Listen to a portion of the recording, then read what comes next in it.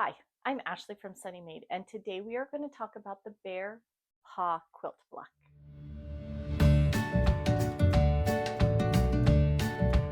Hello friends, welcome back. I'm glad you're here. It's time for another free quilt pattern. I'm taking another classic block and we're going to put it together. Okay? And not only am I going to do it one way, I'm going to show you how to do it two different ways so that you can decide how you want to put it together. It is the Bear Paw. This is a great quilt block to use your scraps. I am not so much a scrappy quilt person. I'm trying really hard. I'm not very much one. So I'm actually using a fabric line, but I'm going to show you how to put it together with smaller pieces so you can use your scraps. It is a great scrappy quilt. But let me first show you the stuff I'm going to be using. So this is a fabric line by Sarah Thomas of Sarah Diddy. It is called Land of Enchantment. This is super fun because I grew up in New Mexico, live in Idaho. I've lived several places. So I had a cheater print that had a whole bunch of squares in it like this from the fabric line. And I'm like, ooh, this would be fun in the middle of a bear paw. Okay, but I wanted it bigger, so I grabbed a layer cake, charm pack. So it can definitely come from a charm pack. Okay, and I'm going to be using these as the center of our bear paw. What was kind of fun is when she shipped me this, she also shipped me a mini charm pack, which means I can put these little cute pieces together to do a scrappy 4-patch instead of just a square in the middle. So I'm going to show you how to use both of these in your quilt or your scraps. And then what I'm going to use for because they have 4 triangles around each side of them, is I have just some of the more blender style fabric from the fabric line that I'm going to use in these quilt blocks. So what we need size wise, our center of the quilt, the center of the block is going to be 4.5 inches. So I am going to have to break these down. If you want to use smaller squares and do a 4-patch in the center, those are going to be 2.5 inches. In order to make our triangles, you can either use, for 2 at a time half square triangles, 3-inch blocks, 3-inch by 3-inch, okay? Or if you want to do 8 at a time, those are 6 inches, and then we're going to do 8 at a time half square triangles. So let's get our fabric together. I'm going to take you over to the cutting mat, show you how to put 2 different quilt blocks together, and then we're going to have a beautiful quilt at the end. I want you to be able to use your scraps on this one. If you would like, this is a great scrap quilt. I am actually using a 5-inch square, a charm pack, and some yardage, but it can definitely be done with your scraps. So let me show you what our first block is going to look like. So this is a traditional bear paw. It has a solid center, and then we're going to make the triangles, half square triangles for the corners. So what we're going to do with this is, in order to make these, we're going to do 2 at a time half square triangles. We need to start with a 3-inch square and a 3-inch background fabric. We're just going to lay them on top of each other and draw a line down the center.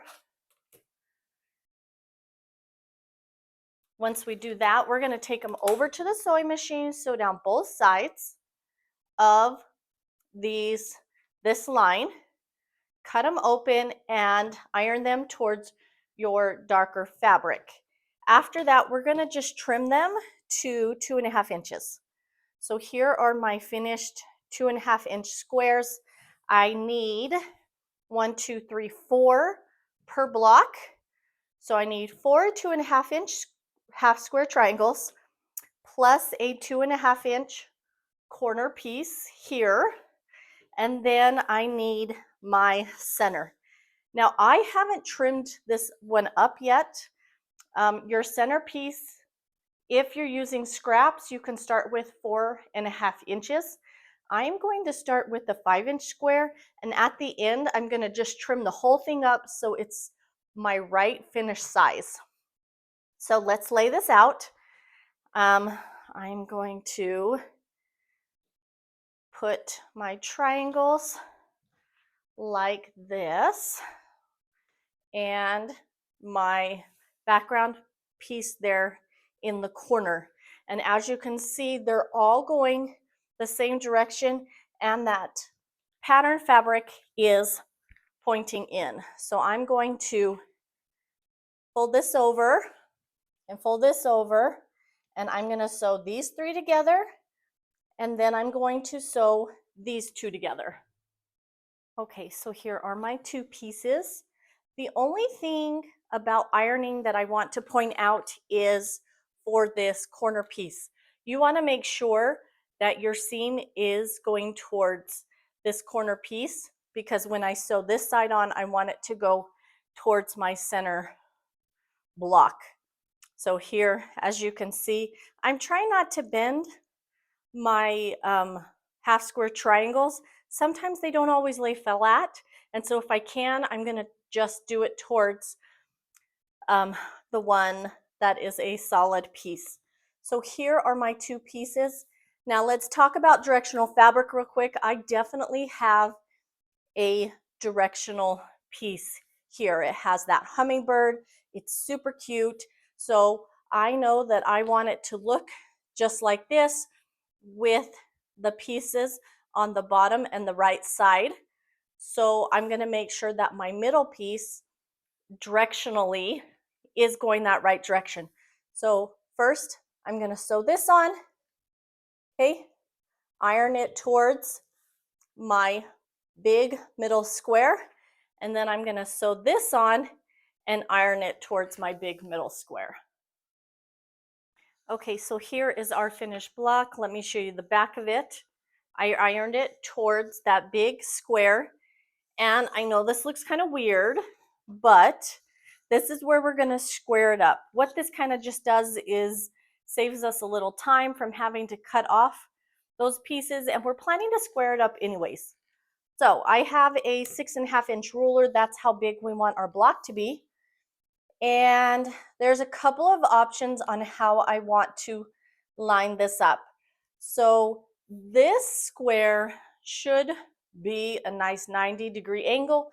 So if I wanted to, I could just line it up side and here, and that would work just fine. Also, if I wanted to line these seams up, those would be at 4.25. And I'm just going to kind of look at that. I want to make sure that my diagonal is going from the point through this point, and I'm just going to try to get it as close to there as possible. I'm going to do 2 sides, get those out of the way, flip it around, and make sure I get all of my strings trimmed off from the other 2 sides. Okay, and here we have our first block. So this is going to be a 4.5-inch square, and these are going to be 3-inch squares if you're going to do 2 at a time half square triangles. Now our next option for this is a scrappy or patched middle piece instead of a solid piece. And so here I'm actually using, I showed you at the beginning where I got a little bit of a mini charm pack.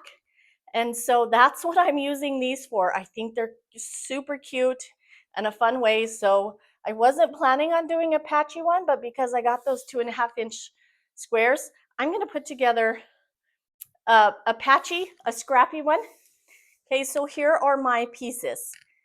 And once again, I have some directional fabric. We have on this one, we have some hummingbirds. That's pretty native to New Mexico. That's the Zia symbol. Here on this one, you'll notice this is an eye. I think once you get the seam, you're not going to see it, but it's a wolf here in this picture. So I might want to use it. Interestingly enough, I know they look like wolves, which they are wolves, but we call them lobos. The University of New Mexico, their mascot was a lobo, which is a wolf. So we have our lobos there. We have Zia symbols here. Sometimes in these little ones, there was little pictures as well, so I would look at those. Butterfly, flowers, here's another bird. So if you want to do directional, you definitely can. Honestly, no one's gonna notice if they're going a weird way. So first, I'm gonna sew this together in a 4-patch, okay? And then I'm gonna come along and I am going to, oh shoot. Okay, it went like this because it was supposed to match the same direction as this one. So then I'm gonna come through and put this one together as a 4-patch. So, or as the sides and the top. So first I wanna put my 4-patch together and then I'm gonna add my sides and my top. When dealing with 2.5-inch squares, this is what you're gonna use here. And once you sew them together, they're gonna give you that perfect 4.5-inch square. So you're not gonna need to do any trimming on those center pieces. And now I'm just gonna take the rest of these together. Let me show you the back real quick. So I did the seam this direction and this seam this direction, nested them together so they butt up there against each other, and then I folded it down. And I might actually go back and switch that because this one goes that way, and then I can nest those seams a little better. Okay, so here is my block. I'm gonna sew these two together, I'm gonna sew these two together, and then I'm gonna sew them together.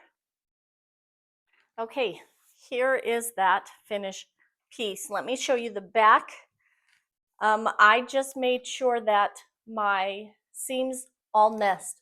So if these ones went this way, my next seams went this way, and you know, we got one here in the middle, that went that way.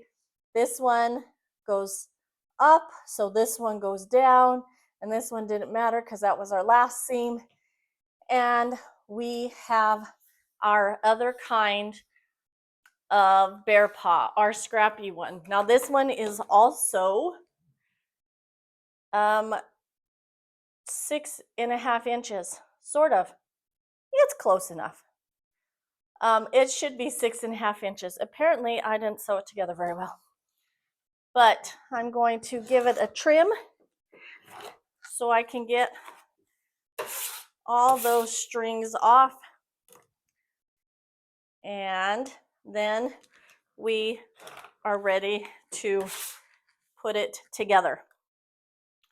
Okay, you can get your scraps out, make a whole bunch of scrappy ones with your 4-patch in the middle, or make a whole bunch like this with a 4.5-inch square in the middle. And now we're gonna start putting the rest of our blocks together. What you're gonna need is 4 of them to make into a larger block. I'm going to put this together with sashing. I want it nice and thin. I don't want these to be too far apart. So I'm just using 1.5-inch sashing right here between each set of blocks. And then I'm using a 1.5-inch square in the center. And so here we have our block. I'm going to sew them together in rows, 3 rows, okay? We're going to press towards our white fabric. Then I'm going to sew the rows together, and we will have a finished block that's going to be 6, 12, 13 and a half inches when it's all done. So I now have a whole stack of quilt blocks. They are all ready to go. I did make a quick adjustment to it as I started putting together the quilt blocks. Instead of using a 1.5 inch here, I only used a 1 inch. I wanted that little tiny sashing between the quilt blocks. And so that means that this middle one here is only 1 inch. So I put this sashing between these pieces. I sewed these 3 together, and then I put this sashing between these 2 pieces, ironed them. It's all ironed towards the sashing pieces. That seemed the easiest to me. And then I sewed the 3 rows together. So I have 25 of these blocks. Okay. I am now going to lay them out and put together a quilt block.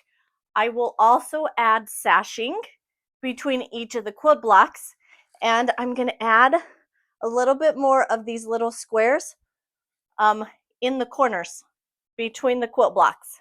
Okay, so lay out your quilt, get it all sewn together. I'll get it on the long arm, and I will show you how this turned out.